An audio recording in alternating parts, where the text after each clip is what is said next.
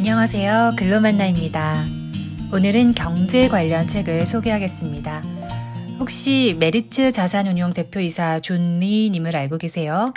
저는 이분이 예능 프로그램에서 주식과 투자 그리고 부자 되는 방법에 관한 이야기를 나누는 장면을 본 적이 있습니다. 미래가 기대되는 기업의 주주로 참여하고 돈이 돈을 버는 구조를 만들기 위해 고민하라는 내용이 주 골자였는데요.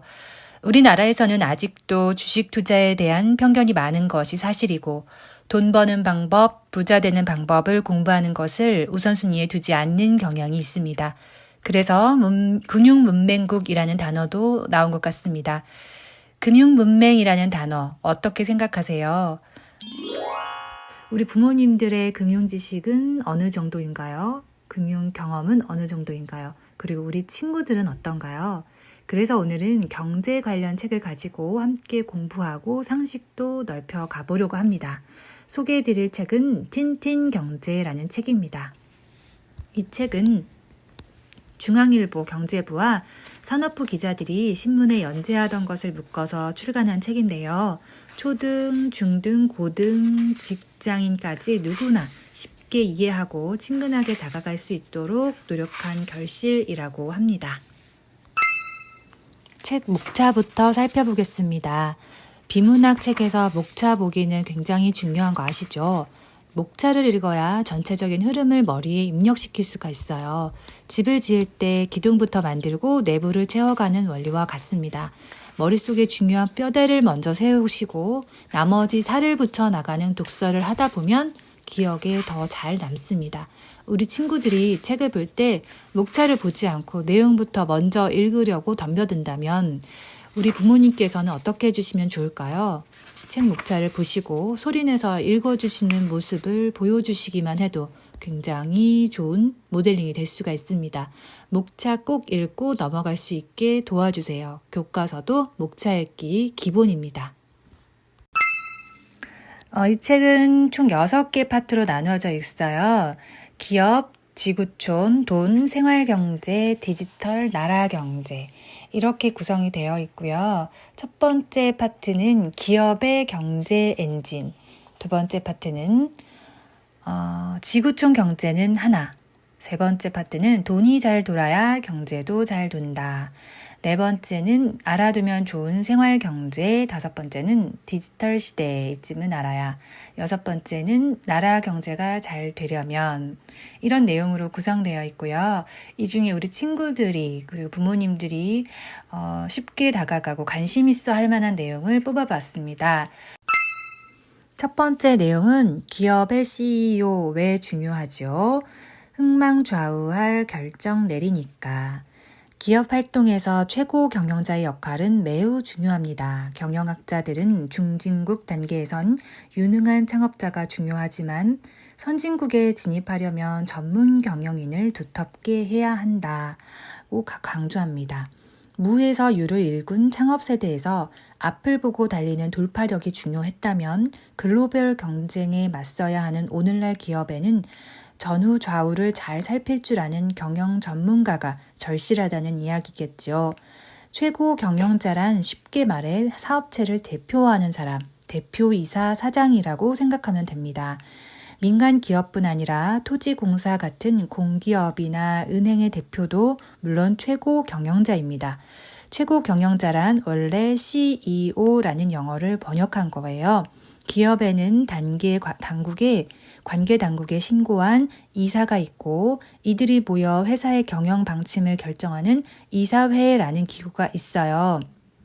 CEO란 이 가운데 최고 이사라는 뜻입니다.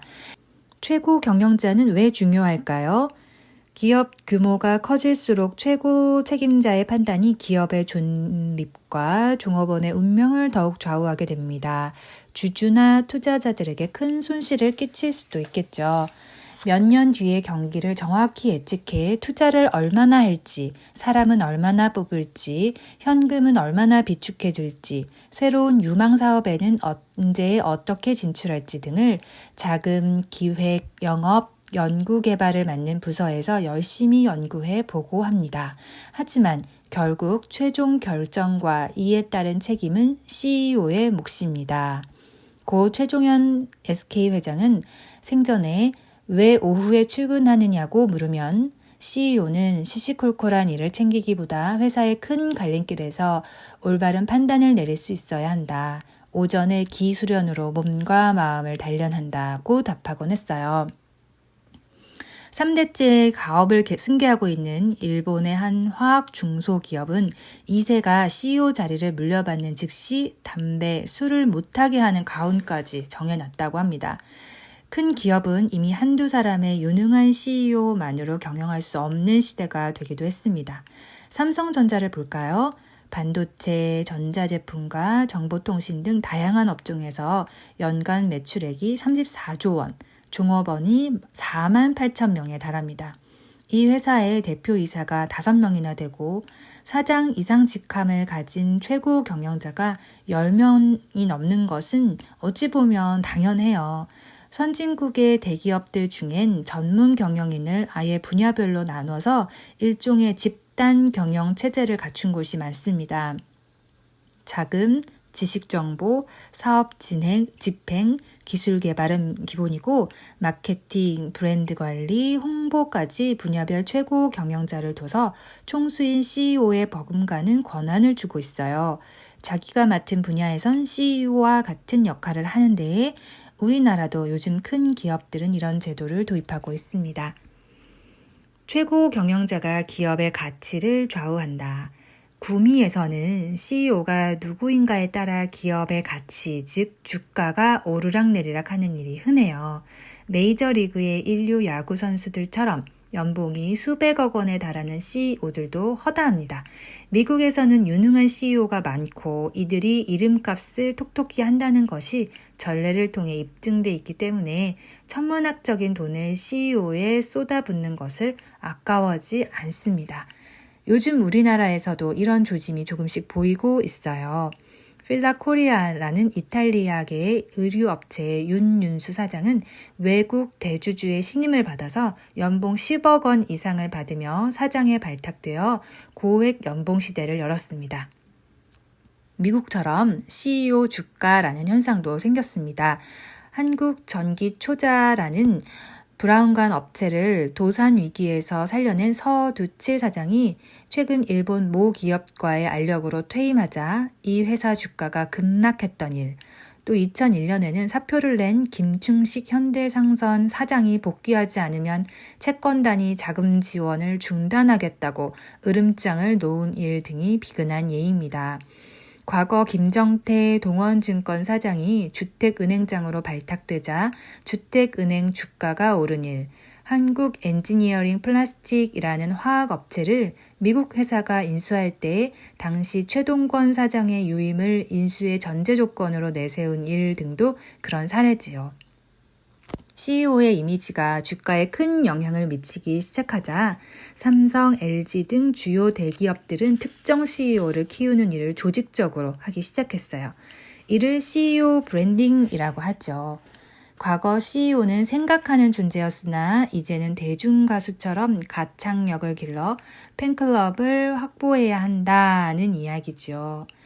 경영을 잘하는 것은 물론이고 이를 제대로 홍보해서 CEO의 브랜드 가치를 높여야 한다는 것입니다. 요즘 CEO들이 바쁜 시간을 쪼개 세미나에 참석하거나 대학 강단에 서는 것도 이런 일과 무관하지 않을 거예요. CEO의 명과 암. 이제까지의 이야기만 놓고 보면 CEO는 부와 명예를 한 손에 쥔 직장인들의 선망의 대상으로만 비춰질지 모르겠네요.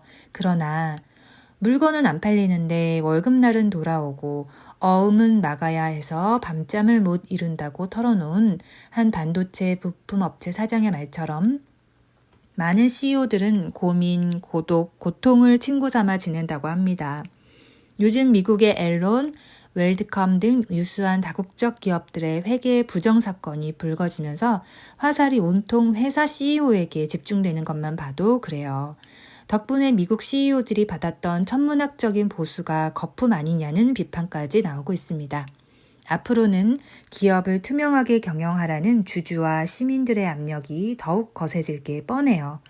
우리나라에서도 집단소송제가 도입되면 자칫 엄청난 손해배상을 해야 하는 일까지 벌어질 수 있어요. 미국에선 증권회사 같은 기관 투자자들이 투자한 회사의 주가가 떨어지면 이 사회에 압력을 넣어서 CEO를 갈아치우는 일이 이미 다반사입니다. 대우, 고합, 한보철강 등 한순간에 어려워진 기업들을 보면 경영을 잘한다는 게 얼마나 어려운 일인지 짐작할 수 있지 않을까요? 주식을 왜 살까? 코스닥이 뭐예요? 라는 TV 광고처럼 몇 년 전부터 주변에서 주식 투자를 새로 시작하는 사람을 자주 보았을 겁니다. 주가가 크게 오르고 큰 돈을 번 사람들이 생겨나기 시작했고 또 컴퓨터와 인터넷 등을 통해 누구나 쉽게 주식 투자를 할 수 있게 됐기 때문입니다. 주식은 오늘날 기업들의 일반적인 형태인 주식회사에 투자한 사람들의 몫을 증서 형태로 만든 것입니다. 주가는 말 그대로 이 주식의 가격을 말하죠. 주식을 사는 이유는 회사가 이익을 많이 냈을 경우 주식을 갖고 있는 회사의 주인들, 즉 주주들이 이를 나눠 가질 수 있는 이점이 있기 때문입니다. 이걸 배당 수익이라고 하죠.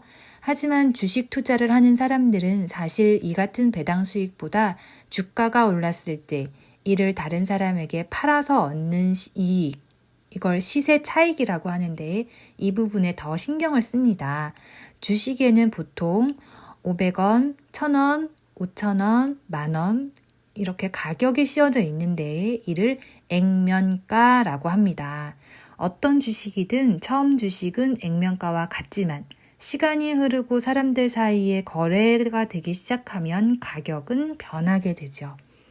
지하철역이 바로 옆에 생겼을 때 아파트 가격이 오르는 것처럼 회사가 신기술을 개발하고 히트 상품을 내놓게 되면 주가는 오르게 됩니다. 반대로 빚이 많아서 자칫 문을 닫을 처지가 되면 주가가 폭락하게 되죠.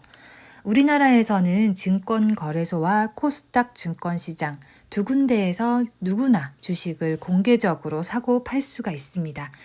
이들 시장에서 거래가 시작되는 것을 상장이라고 하는데 아무 기업이나 상장되는 것은 아닙니다.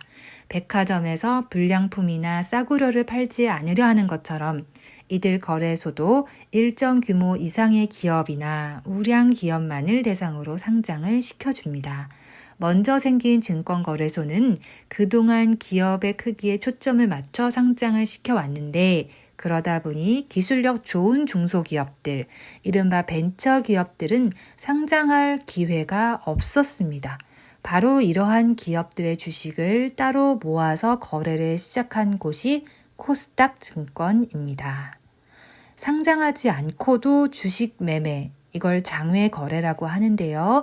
이것을 할 수 있습니다만 팔려는 사람과 사려는 사람을 서로 찾기가 힘들고 또 찾았다 하더라도 각종 서류를 준비해야 하는 절차가 복잡합니다.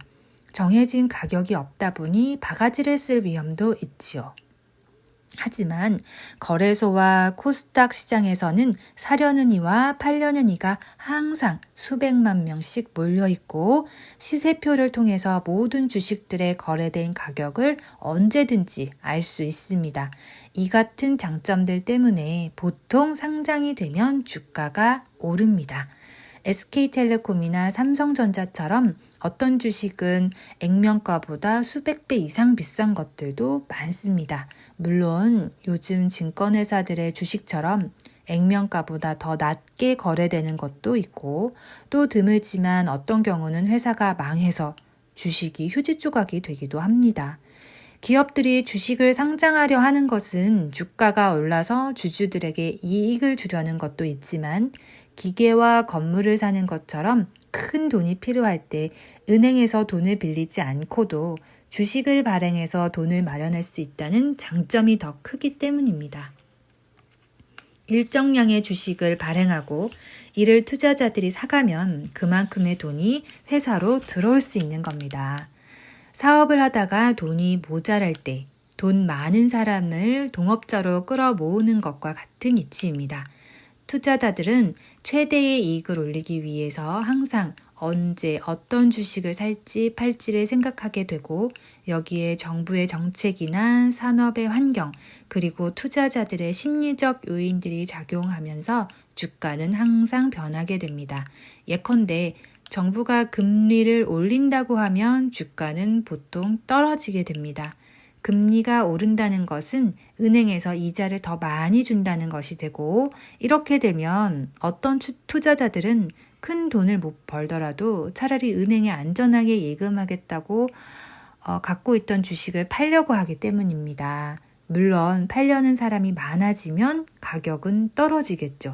반대로 몇 년 전 코스닥 일부 종목에서 그랬던 것처럼 어떤 회사의 실적이 보잘것없음에도 많은 투자자들이 그 주식이 언젠간 떨어지겠지만 인기가 있는 지금 빨리 사놓고 적당한 때 팔면 큰 돈을 벌 수 있다고 믿기 시작하면 이 같은 심리적 요인에 의해서 실제로 주가가 엄청나게 오를 수도 있는 것입니다. 경제를 알고 세상을 보는 눈과 모르고 보는 눈은 크게 다릅니다. 경제적으로 생각하고 경제적으로 세상을 보고 이해하고 논술 공부도 하고 어디 가서 무슨 이야기를 할 때 아는 척도 하고 돈도 벌고 그럴 때 필요한 것이 경제 공부입니다.